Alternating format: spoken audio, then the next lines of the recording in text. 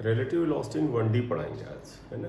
ये theory wise, lecture wise motion in straight line या motion in one dimension का एक तरह से लास्ट मोमेंट है। क्वेश्चंस अभी हम लोग और ऐड करते रहेंगे इसमें। तो अब आएगा रिलेटिव वेलोसिटी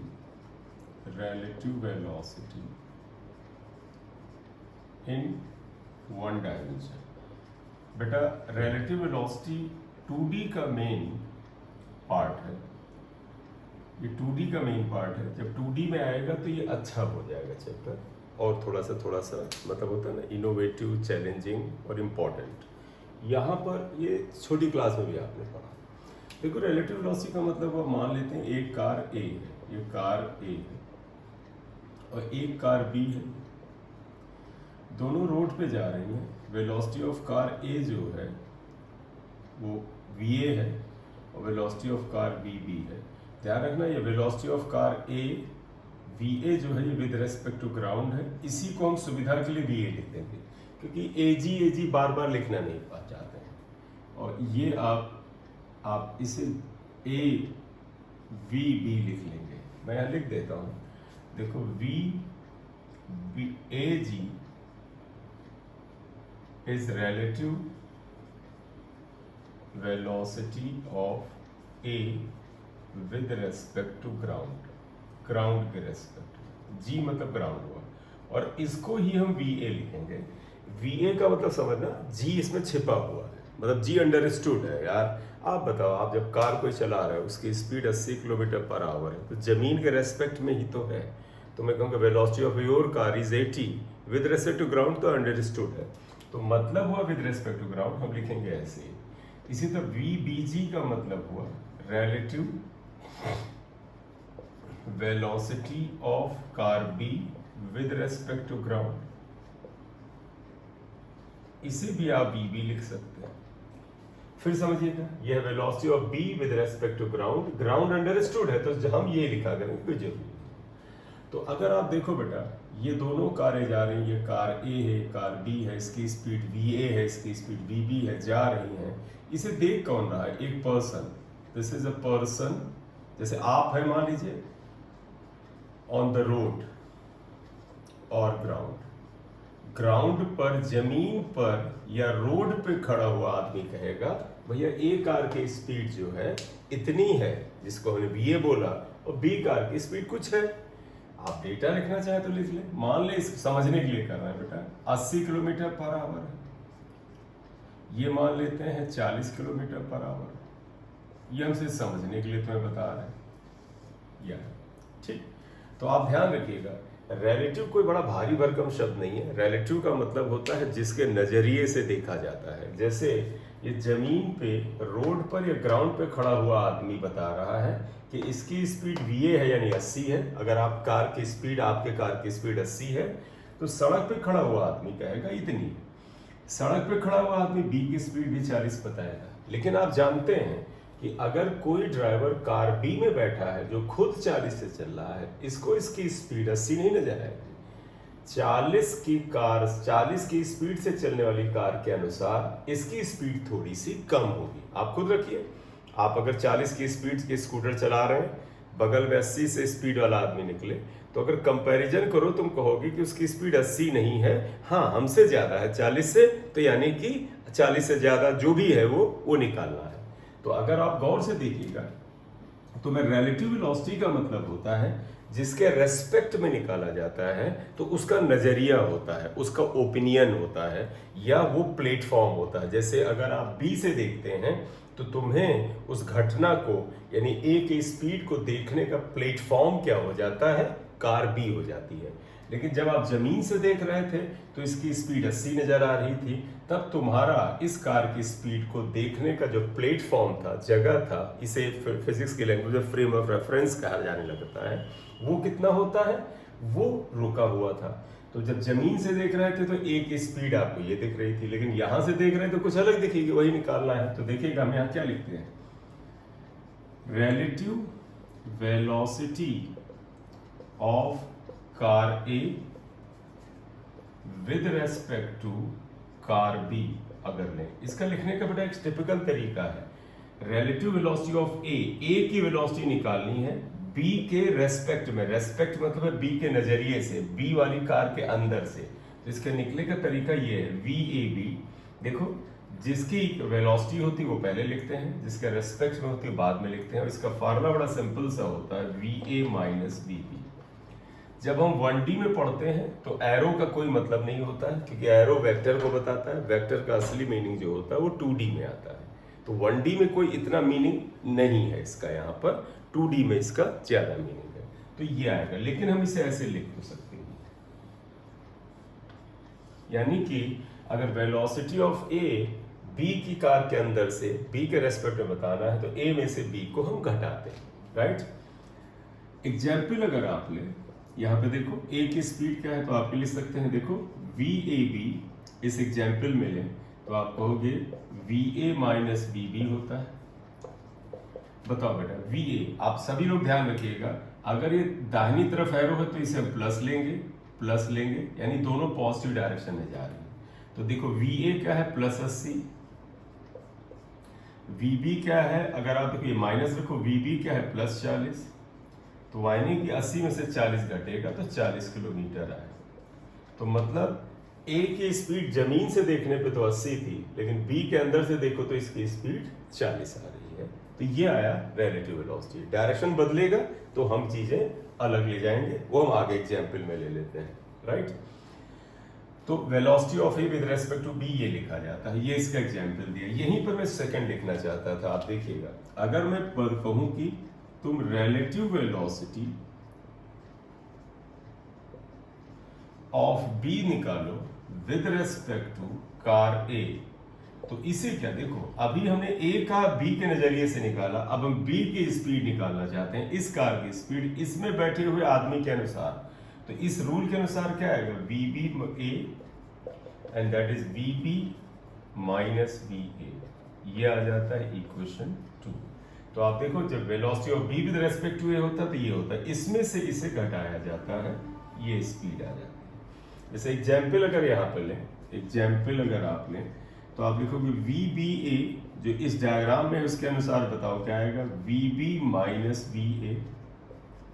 तो देखो वी बी क्या है प्लस 40 माइनस वी ए क्या है प्लस 80, माइनस करेंगे माइनस 40 किलोमीटर पर आवर आएगा, और सही भी है बेटा। आप देखो यह है वेलोसिटी ऑफ बी, यानी इस कार की वेलोसिटी जो थोड़ा धीमे चल रही है, किसके नजरिए से, ए से। ए कितने से चल रहा है 80 से। आप बताओ तुम्हारा दोस्त आगे जा रहा था 40 की स्पीड से, तुम बड़ी तेज गति से अपनी कार चलाते हो, 80 से आगे निकल गए, तो तुम क्या कहोगे, तुम यही कहोगे ना कि मैं आगे निकल गया, या दूसरी भाषा में क्या कहोगे, कहोगे जो बी जो था हमारा फ्रेंड, जो दोस्त, वो पीछे चला गया। और कितनी स्पीड से पीछे चला गया, 40 किलोमीटर पर आवर से, माइनस साइन बता रहा पीछे चला गया। तो धीमी वाली कार को जब तेज वाली कार ओवरटेक करती है तो दो भाषाएं इस्तेमाल की जा सकती हैं। एक क्या कि ये कार इससे 40 किलोमीटर तेज चल रही थी, आगे निकल गई, या उल्टा कह दीजिए कि ये कार इससे 40 किलोमीटर धीरे चल रही थी तो पीछे रह गई, वही यहां पर ये निकल के आता है, राइट।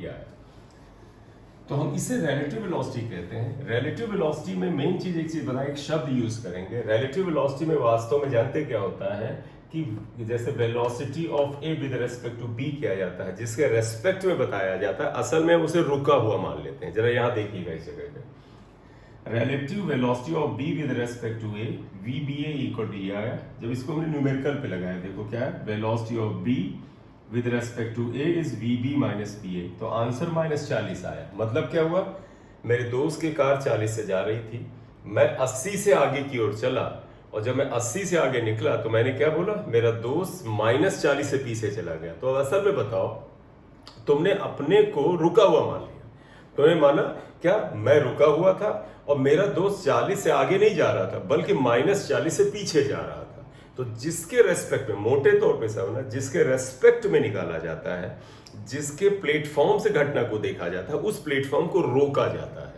तो हमेशा ध्यान रखना, विद रेस्पेक्ट टू बी अगर लिखा है तो हम बी को रुका हुआ मानेंगे, विद रेस्पेक्ट टू ए लिखा है तो हम ए को रुका हुआ मानेंगे। तो ये न्यूमेरिकल में वो लैंग्वेज इस्तेमाल करेंगे कि रिलेटिव वेलोसिटी में जिसके रेस्पेक्ट में लिया जाता है उसे हम रुका हुआ मान लेते हैं, राइट।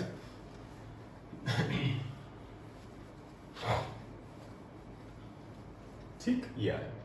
अब इसी में जैसे रिलेटिव वेलोसिटी ऑफ ये लिया, अगर मैंने इक्वेशन मिटा तो जरूर दिया है, देखो फ्रॉम इक्वेशंस 1 एंड 2 अगर आप दोनों से देखो तो ये आया था तुम्हारा velocity of A with respect to B आया था V A minus V B, ये हमने इक्वेशन 1 में निकाला था, यहाँ लिखा तो वही लिख रहे हैं। And velocity of B with respect to आया था V B minus V A आया था, ये इक्वेशन 2 आया था। अगर आप इसमें देखो इक्वेशन 2 इक्वेशन आपके पास ऑलरेडी लिखी है, दोबारा मत लिखो क्योंकि मैंने मिटा दिया इसलिए लिख रहा हूँ। देखो देयरफॉर आप इसको लिख सकते थे वी बी ए जो है इसको आप लिख सकते हैं minus of V A minus V B. अगर माइनस यहाँ निकाल लें तो ये इधर आ गया, ये आ गया, इक्वेशन 3 आ गया। अगर आप इस इक्वेशन को और इस इक्वेशन को अगर आप देखें तो यहाँ पर आप क्या पाते हैं, V A minus V B इसका right hand side, V A minus V B इसका राइट हैंड साइड सेम है, बस माइनस का फर्क है। तो देयरफॉर आप क्या कह सकते हैं, फ्रॉम इक्वेशंस 1 एंड 3 क्या क्लियर है कि वी ए बी जो है वो वी बी ए के बराबर है, बस बीच में माइनस का साइन है। तो बड़ा ध्यान रखिएगा, रिलेटिव वेलोसिटी में ए की स्पीड बी के रेस्पेक्ट में ले या बी की स्पीड ए के रेस्पेक्ट में ले, वैल्यू सेम आएंगी, बस साइन अपोजिट आएगा, माइनस का और प्लस का साइन का फर्क होता है। हालांकि दोनों की न्यूमेरिकल वैल्यूज क्या होती सेम होती है, तो इसको भी जरा दिमाग में रखिएगा। 1D में है बेटा आसान है, आगे जब चलेंगे 2D में तो ज्यादा बेहतर रहेगा, उस समय बात करेंगे, right.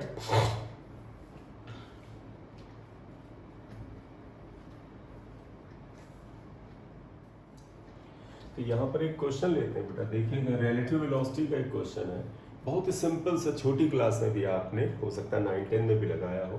2 trains each of length 100 metre moving parallel to each other at speed of, देखो moving parallel towards each other यानी अपोजिट डायरेक्शन में आ रही हैं, at a speed of 72 and 36 kilometre per hour respectively, in how much time they will cross each other. Length of train अगर आप देखिए क्या दे रखा है तो सोल्यूशन बड़ा सिंपल सा होता है। तो पता मान लीजिए पहली ट्रेन है, ये ट्रेन 1 है, और ये जब एक दूसरे को क्रॉस करेंगे पैरेलल ट्रैक पे, ये ट्रेन 2 है, ये 2 है। देखो इसकी लंबाई कितनी है, L1 इक्वल टू 100 मीटर है और इसकी L2 100 मीटर। तो वास्तव में जब दोनों ट्रेनें एक दूसरे को क्रॉस करती हैं तो जानते हैं क्या होता है, ये मामला होता है। देखो ये इसका फर्स्ट एंड ए या A1 A2 ले लो और इसे B1 B2 ले लो। क्रॉस करने का मतलब जानते हो, ये वाला B2 एंड A2 के इधर होना चाहिए, मतलब ये ऐसे एक सीन आ जाएगा। अगर इसका मैं डायग्राम बनाऊं तो देखो तुम कहोगे A1 यहाँ चला जाएगा, ये वाला A2 यहाँ आएगा और दूसरी ट्रेन का हिसाब किताब ये होगा। तो देखो दूसरी ट्रेन का B1 ये होगा और अगर आप देखो ये B2 ये होगा। तो जब क्रॉस करेंगी तो ये स्थिति आएगी। इस स्थिति में बताओ B1 देखो यहाँ से चला, अब यहाँ पर पहुंच गया, तो देखो B1 A1 के बिल्कुल फ्रंट पे था, पहली ट्रेन के फ्रंट पे था, और जब B1 यहाँ आया तो देखो ये फ्रंट पे था, देखो पहले A1 और ये थे, तो वास्तव में B1 ने कितनी दूरी तय की, ये 100 और ये 100 ये आया। तो वास्तव में यही A1 का ले लो, देखो A1 B1 के फ्रंट पे था, जब क्रॉस किया तो देखो A1 ये आया। शुरू यहां से किया था तो बताओ B1 के फ्रंट से और इसके बीच की दूरी 100 हुई। तो मेरा मतलब है जब अपोजिट डायरेक्शन में ट्रेन एक दूसरे को क्रॉस कर रही हैं या जब भी एक दूसरे को क्रॉस करें, सेम डायरेक्शन में अगर क्रॉस करती हैं, तो जब एक दूसरे को क्रॉस करती हैं तो वो जो टोटल डिस्टेंस कवर करती हैं वो उनकी लंबाई के टोटल के बराबर होता है। तो उन्होंने पूछा है टाइम कितना लगेगा। एक बार डिस्टेंस कवर्ड पता चल गया, 100 + 100 200, वेलोसिटी हम निकाल लेंगे और आगे बात करेंगे यहाँ पर। तो देखिएगा वेलोसिटी ऑफ फर्स्ट ट्रेन है 72 किलोमीटर पर आवर, तो याद होगा मीटर पर सेकंड में कन्वर्ट करते हैं तो 5/18 कर देते हैं, तो ये 20 मीटर पर सेकंड आ जाता है। दूसरी ट्रेन की वेलोसिटी 36 है, निश्चित रूप से आधी आ जाएगी, 10 आ जाएगी, तो 36 × 5/18 यानी 10 मीटर पर सेकंड आ जाएगा ये। और अच्छा, जब दोनों ट्रेन अपोजिट डायरेक्शन से आती हैं, ऑब्वियस सी बात है, जब दोनों अपोजिट डायरेक्शन बड़ी तेज चलेंगी तो रिलेटिव वेलोसिटी ऐसे केस में निकालते हैं। तो देखिएगा, relative velocity of first train with respect to second train, ऐसे केस में तो इसे हम लिख सकते हैं v12, तो इसे लिख सकते हैं v1 माइनस v2।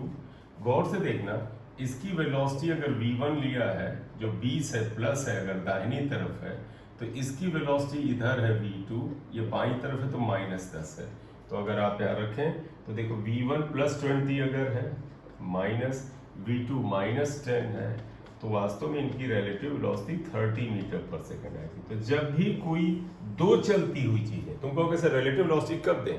जब दोनों चीजें चल रही होती हैं। देखो, पहली ट्रेन भी चल रही, दूसरी भी ट्रेन चल रही है, तो निश्चित रूप से रिलेटिव वेलोसिटी निकालिए, क्योंकि उस केस में एक ट्रेन को हम रुका हुआ मानते हैं। वेलोसिटी इतनी आ गई, डिस्टेंस कवर्ड ये आ ही गया है, तो बताइएगा टोटल डिस्टेंस कवर्ड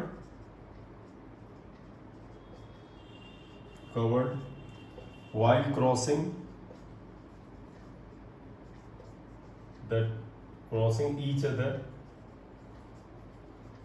तो अगर आप इसको डिस्टेंस को d लिखें तो L1 plus L2 equal to 100 plus 100 equal to क्या हो जाएगा? 200 आ जाएगा। तो डिस्टेंस कवर्ड बेटा 200 मीटर आया, स्पीड जो है रिलेटिव वेलोसिटी 30 आ गया। तो कहा जाए बताओ दोनों कितनी देर में एक दूसरे को क्रॉस करेंगी, तो उसके लिए अगर टाइम पूछा जाए तो तुम्हें पता है, सिंस वेलोसिटी इक्वल टू, देखो velocity equal to distance upon time होता है, तो इसलिए आप देखो टाइम इक्वल टू होता है, अगर आप देखें तो डिस्टेंस अपॉन वेलोसिटी, और यहाँ पर आप लिखोगे v12, डिस्टेंस है 200, वेलोसिटी है 30, तो 20/3 6.67, और टाइम पूछा है सेकंड है, तो इतना टाइम लगेगा एक दूसरे को क्रॉस करने में, राइट। तो जरा सा एक बार ध्यान से देख लीजिए इस सवाल को, और फिर एक अगला सवाल कराते हैं इसमें, राइट। तो ये आ गया, बड़ा बच्चों टाइप का सवाल है, शुरुआती लेवल पे हम लोग इसे करते हैं। यहाँ पर आएगा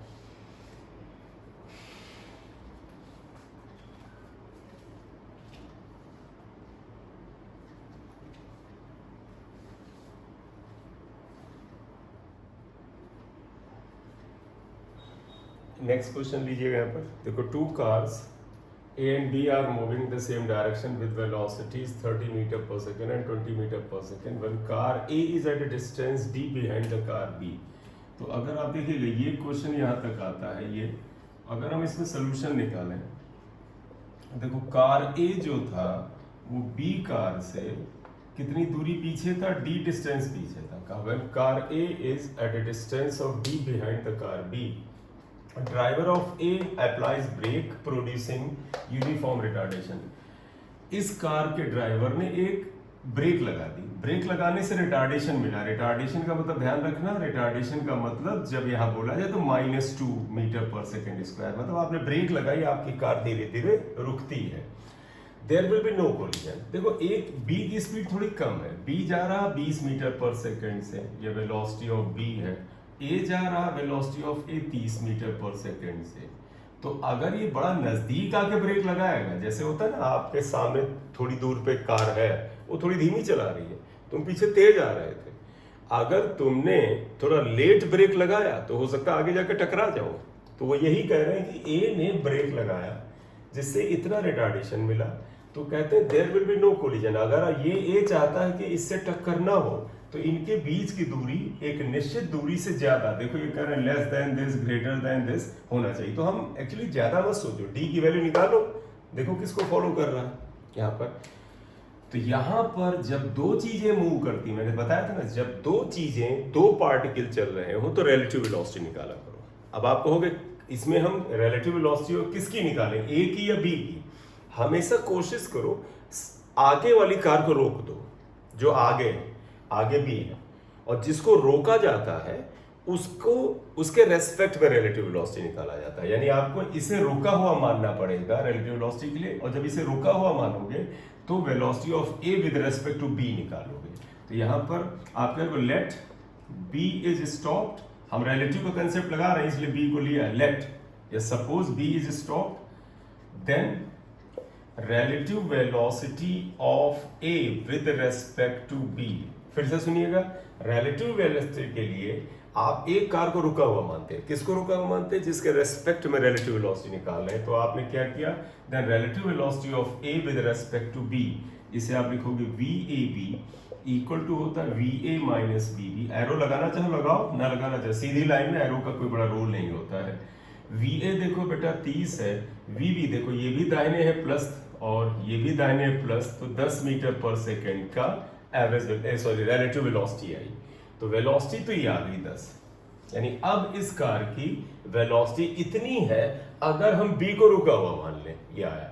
रिटार्डेशन इतना है, तो आप देखो देयरफॉर आप यहाँ क्या मानोगे, जानते क्या है? अब इसकी वेलोसिटी को U को तुम मान सकते हो क्या, यानी वेलोसिटी ऑफ A, यानी इनिशियल वेलोसिटी ऑफ A वो है VAB के बराबर, वो 10 मीटर पर सेकेंड है। अगर आप चाहते हो कि इससे ना टकराए तो इसका मतलब है A जाके आगे रुक जाए, अगर रुक जाए तो फाइनल वेलोसिटी को 0 मान लो। डिस्टेंस D हमें निकालना है क्योंकि ये बोला है निकालो, और A इस स्थिति में कितने के बराबर है ये निकालना है, और A की वैल्यू -2 है। तो देखो बेटा फाइनल वेलोसिटी 0, इनिशियल वेलोसिटी दिया है, तो आप ये लगा तो v square equal to u square plus 2as। v की वैल्यू 0 है, 0, u की वैल्यू VAB यानी 10 है, 10 स्क्वायर प्लस 2 इंटू a की वैल्यू -2 है, -2, s की जगह d मान लो, s डिस्टेंस की जगह d निकालना है ये। तो अगर आप इसे सॉल्व करें तो देखो 4d, 2 इंटू 2 4d, ये माइनस एक तरफ ले आए और ये 100 दूसरी तरफ ले गए, इक्वल टू 100। तो इसका मतलब d इक्वल टू 25 मीटर आया। बात समझे बेटा? अगर कार रुकती है जाके तो कितनी दूरी पे रुकती है? 25 मीटर पर। तो कार जब आप इतनी तेज ब्रेक लगाओगे कि रिटार्डेशन इतना मिले तो कार 25 मीटर पे रुकती है। तो इसका मतलब अगर आप चाहते हो कि A B से ना टकराए तो ये दूरी जो है ये 25 मीटर से थोड़ी ज्यादा होनी चाहिए, ज्यादा, क्योंकि बराबर हुई तो टक्कर थोड़ी सी खट से लगेगी।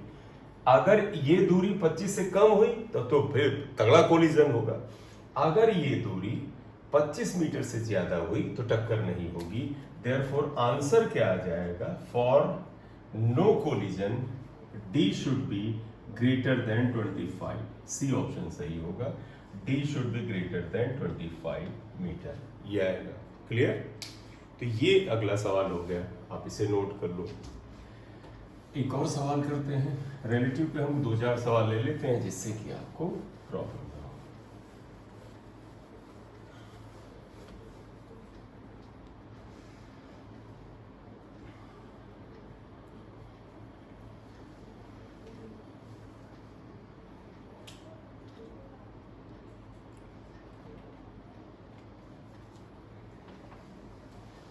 देखो ये है अगला क्वेश्चन, अगर हम 3 नंबर ले लें तो देखो इसमें क्या कहते हैं, a train of 150 meter length is going, a train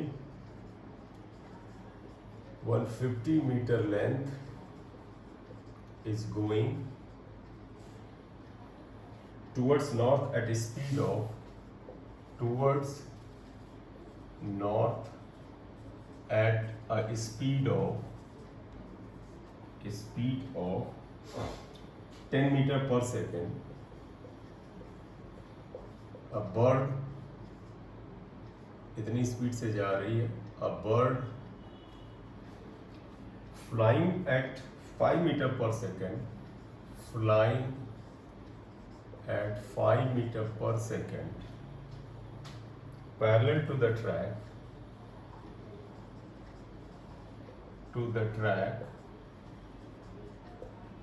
parallel to the track towards south, यानी उल्टी दिशा में, towards south ये जा रही है, ठीक है। Time taken by the bird to cross the train is, find the time taken by the bird to cross the train। तो ये तो सिंपल सा क्वेश्चन हुआ। यहाँ पर आप देखिएगा जिधर ट्रेन जा रही बर्ड उसके खिलाफ जा रही है, train is going towards north at speed of 10 metre per second. तो मान लीजिए नॉर्थ है, ये आप साउथ मान लो अपने हिसाब से। तो आप देखो ट्रेन नॉर्थ में जा रही है, तो सोल्यूशन में आए, देखो ये ट्रेन जा रही है इधर की ओर, नॉर्थ में velocity of train that is 10 metre per second, right. और बेटा ट्रेन के पैरेलल, और इन्होंने पूछा ना parallel to the track towards south find the time taken by the bird to cross the train. Cross the train का मतलब ही ये हुआ कि ट्रेन की पूरी लंबाई को उसे नापना पड़ेगा, क्योंकि क्वेश्चन में क्लियर बहुत नहीं किया है। लेकिन मान लो ट्रेन का फर्स्ट एंड ये है, लास्ट एंड ये है, बर्ड यहाँ से उड़ रही है, ये बी है, बर्ड है, बर्ड, और ये उल्टी दिशा में उड़ना शुरू करती है। वेलोसिटी ऑफ बर्ड इन्होंने दे रखा है 5, -5 होगा क्योंकि दाहिनी तरफ प्लस लिया है तो बाई तरफ 5 होगा, तो ये बर्ड है। बताओ बर्ड जब इस ट्रेन को क्रॉस करेगी तो कितनी दूरी तय करेगी? जितनी ट्रेन की लंबाई है, length of the train is 150 metre, ठीक है। तो देखो distance equal to length of train is 150 metre. और मेरा ध्यान रखना, जब दोनों अपोजिट डायरेक्शन में होती हैं और जब दोनों चीजें चलती तो रिलेटिव वेलोसिटी तो निकालना होता है जब दो चीजें चल रही हो, लेकिन अपोजिट है तो यहाँ क्या आएगा, देयरफॉर रिलेटिव वेलोसिटी। और किसकी निकालोगे बेटा? जिसको पार करना है, बर्ड को, तो बर्ड की वेलोसिटी निकालना, relative velocity of bird with respect to train. आप लिखो velocity of bird with respect to train equal to velocity of bird minus velocity of train. चलिए हमने बर्ड की तरफ को माइनस माना, वही रखते हैं, तो कोई चीज नहीं लगते। Velocity of bird with respect to train, ये है -5 माइनस, और वेलोसिटी ऑफ ट्रेन 10 है, यानी कि 10 ही रहेगा, ओवरऑल -15 आ जाएगा। माइनस पे मत जाइएगा, माइनस साइन बता रहा कि बर्ड जो है ट्रेन के अपोजिट जा रही है, तो हम अपने कैलकुलेशन में माइनस को छोड़ देंगे। क्यों?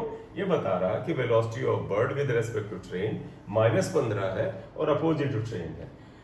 देखो बताइएगा टाइम टू क्रॉस अगर आप निकालें तो t इक्वल टू, तुम्हें पता है velocity of bird with respect to train upon distance, distance आ जाएगा। क्यों?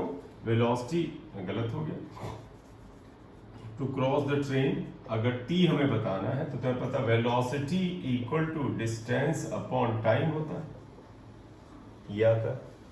तो जब velocity equal to distance upon time आया तो आप देखिएगा वेलोसिटी कितनी है और डिस्टेंस क्या है वो सब आपको पता है। वेलोसिटी ऑफ बर्ड 15 बेटा, 15 रखना, माइनस केवल बताता था कि ट्रेन के अपोजिट डायरेक्शन है।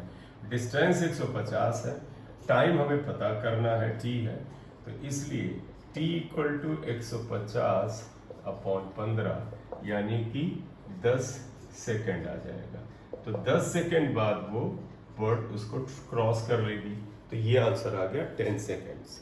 तो ये भी सिंपल सा सवाल है। अब थोड़ा सा इससे बेटर एक सवाल लेते हैं।